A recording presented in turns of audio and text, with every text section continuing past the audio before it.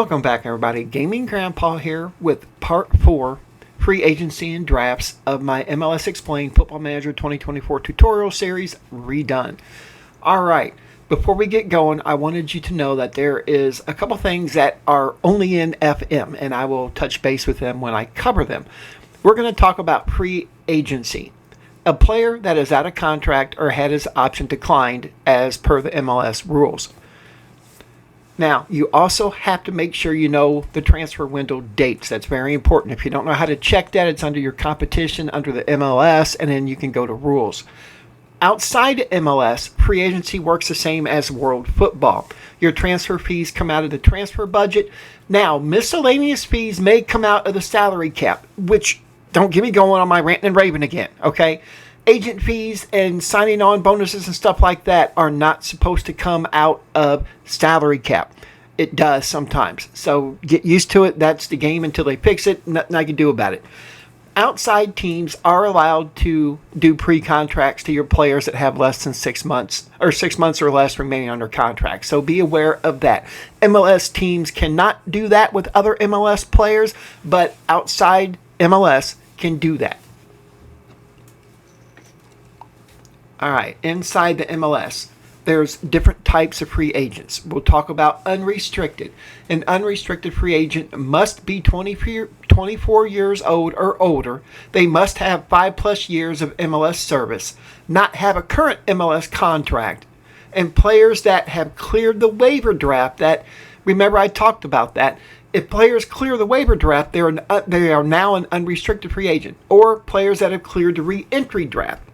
And also, some players or some undrafted players from the Superdraft become unrestricted free agents. There are exceptions. There's exceptions to everything in MLS with the draft.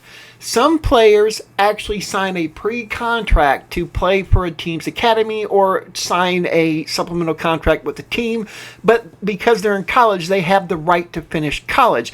That's why sometimes you'll see them go to the draft, they don't get drafted, okay, and then they back out and they are not an unrestricted free agent because they've signed a pre-contract. They can back out of that contract though, so that's what I'm saying.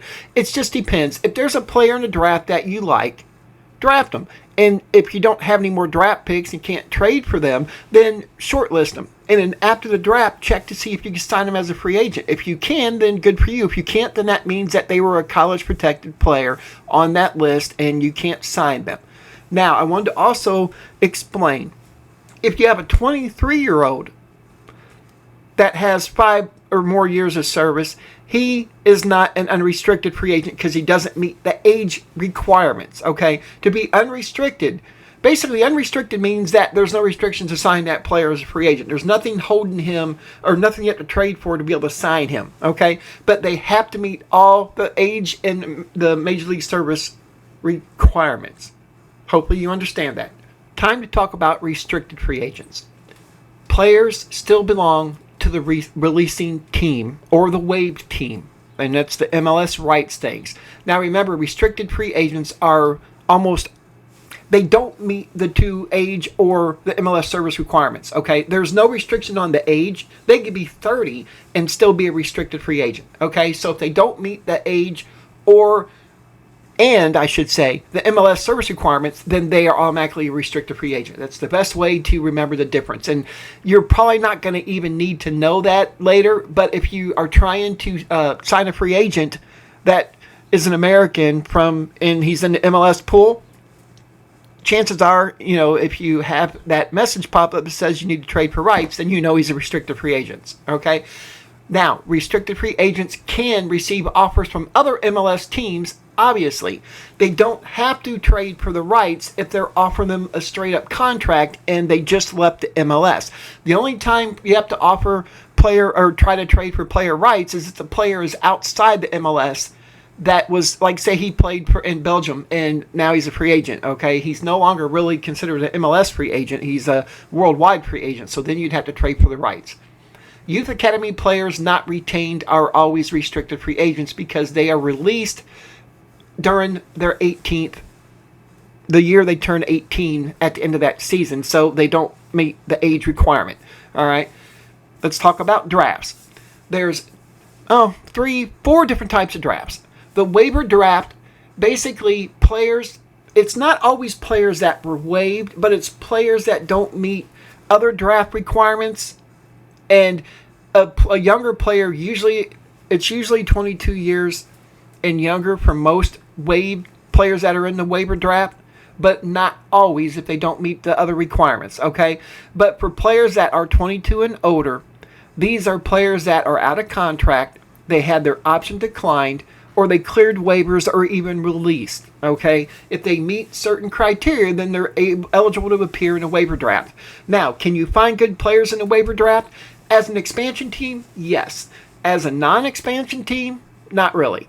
They were waived or released for a reason. I also want to talk about option declined. I mentioned that a couple times. What option declined means is you sign a player to a 3-year contract with a 1-year option by club. You choose at the end of that 3 years not to exercise that option. In MLS terms, that means the option was declined. He becomes a free agent. Now, players that are 21 years and younger, if they have less than 1 year of Major League service and they don't meet the requirements for the free agency or reentry draft, then they usually appear in your waiver draft. Okay? Expansion draft. This one doesn't happen every year. It only happens when there's an expansion team. And I already told you earlier, if you watched all these videos, that San Diego is going to be the 30th team. And they're actually in season playing right now, 2025. But because of the, no release of Football Manager 25, I hope that the expansion teams will be in FM26. I'm hoping so. And if it is, then I will cover that in more detail also during that time. But in expansion draft, you have non-expansion teams. So basically, every team that's been in the league besides the new team, this is what falls for them, okay? They can only protect 12 players. During an expansion year, before the expansion draft, which is the first draft at the beginning of the season, they do that to help have these teams get a good start by having good players. All right, you'll get an email in your inbox that says, hey, the expansion draft's coming up. You need to protect 12 players. That's it. And if you have a 30-man roster, it's a big decision to figure out what players you're going to protect. A lot of people are thinking, ooh, I'm going to protect my stars. I'm going to protect my DPs and stuff like that. I don't. I protect the younger players that I don't want to lose, the players that have huge senior contracts and huge DP contracts. Chances are an expansion team is not going to sign in the expansion draft another DP. I haven't seen it happen that often. It's because of the huge contract. New teams want to sign their own DPs. So that's why I hardly ever protect my DPs. Also, Generation Adidas players are automatically protected. So if you have, 2 or 3 of them on your team and you have a 30-man roster, say you have 3 GAs, you only have to choose 12 out of 27. So that's a pretty good thing. If the team loses a player in the expansion draft, they will receive GAM, and I already talked about that. Okay, if you're an expansion team, the expansion draft is 5 rounds. There's not really a time limit. You can just sit there, in the super draft, there's a time limit, believe it or not. But in this expansion draft, there's no time limit. Now, usually teams have a really good game plan because they know the list of retained players, the 12 players that you can only protect. So they know the list of players and they've done their due diligence and they know pretty much what teams that, what players they want to draft. Okay. Teams can only draft 1 player from a team. So if there's 2 really good players from Houston, you can only take 1. Teams assume the drafted players' contracts. Designated players, under 22s, international players, senior contracts, and salaries are things to watch out for. So once again, in the draft, if they decide to take a DP, then that team assumes that DP contract. So pay attention to that if you're an expansion team drafting, okay? Pay attention to the wanted signs. You can draft a player and then trade him after the draft. There's no trading during or before the draft. But after, you're allowed to trade. And that happens a lot. I know St. Louis, when they were an expansion team in real life, they drafted 5 players, of course, 5 rounds, 1 player per round, and they traded 3 players after the draft for a lot of different assets. They actually ended up with 6 players in total and a lot of allocation money, because that's what happens. Other teams want the good players, and you can only protect 12, and some teams end up with more than 12 good players, like Atlanta. So there's not much you can do. But pay attention to the wanted signs. You know what I'm talking about. When you go to the transfer section of a player's profile, you can see the teams that are interested in him, and take advantage of that. If there's a player that you're not sure about, or you're thinking that you'd rather sign a free agent or go out and do a transfer, or trade for a player, that's when you do it, is after the draft. Now, the re-entry draft, it's a little bit different. It's players that were in the MLS, and they're trying to let them re-enter through a re-entry draft. I've only ever drafted 1 player, and that was when I was an expansion team. I usually just don't. It's not even worth it, honestly. Most of them players aren't very good, or they already be in the MLS. Okay, but they have to be 22 years old or older. They have to have 1 or more years of MLS service, and it's 3 rounds. You get 1 pick per round, and it's in 2 stages, so it's 2 separate dates. It's usually about 4 days apart. And once again, if you didn't draft players in the first stage, what the heck? Why would you draft somebody in the second stage? But once again, you could pay attention to wanted signs. I know in my New York Red Bulls save one time, there was a player that was wanted, and I was higher up the draft order, so I drafted him, even though I didn't want him, and I ended up trading him for some allocation money in an international slot. So you can do that, all right? But once again, just like any draft in MLS, other than a super draft, when you draft a player, you assume their contract that they left the MLS in. For the waiver draft, for example, and I didn't mention that, if you draft a player in the waiver draft, you assume the contract that they had. In the reentry draft, you have to actually offer them a new contract, and I didn't post that, and I'm sorry about that. Now the fun draft, super draft. There's 3 rounds, you get 1 pick per round. The order is decided by the previous year's results, so the worst team record gets to go first. However, in an expansion year, the expansion teams are always first. And in the year that Miami came in, they had another team that was an expansion team too. So if you had the worst record in the league, you're now picking third. Drafting third. There's not much you can do unless you trade up. Okay?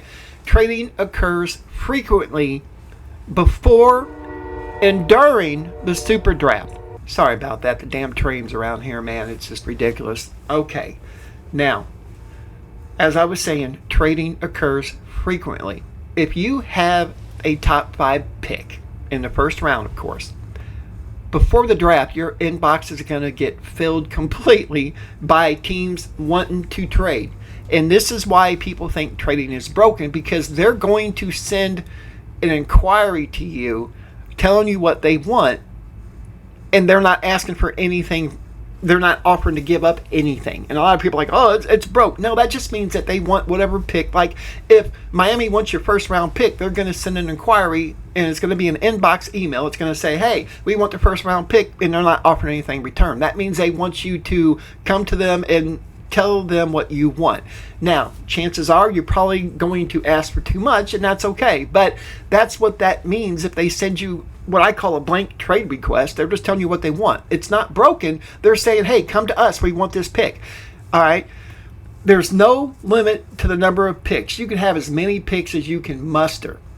Is that always a good thing? No, not really. I know a lot of times I will trade, and just in my last season 4 of my MLS glory with the New York Red Bulls, during the super draft, I had the first 6 picks. I traded 2 of them, and I got a lot. I got a really good player out of the deal too. So you can trade down, you can trade away. Sometimes it's good. I know St. Louis, when they were an expansion team, they traded away their round. They had 2 first round picks, and they traded away one of their first round picks. It was their top pick they traded away.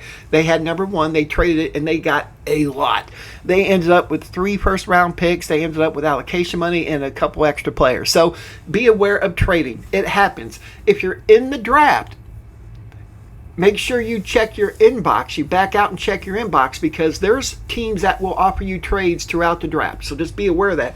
I even had a successful trade in round 2. So it does happen. Now, it can be good to trade down or trade picks away. Players not selected may become free agents. Remember, I talked about that, the college protect list. All right, guys, that takes care of the waivers or free agency and drafts. So if you have any questions, once again, drop a comment. I'm posting this to my new Football Manager YouTube channel. So please help each other out if you have some questions. And if nobody else can answer, I will do my best to give you the correct answer. But anyhow, thanks again, guys. Thanks for the support. Like, comment, subscribe, and I'll see you at the next episode.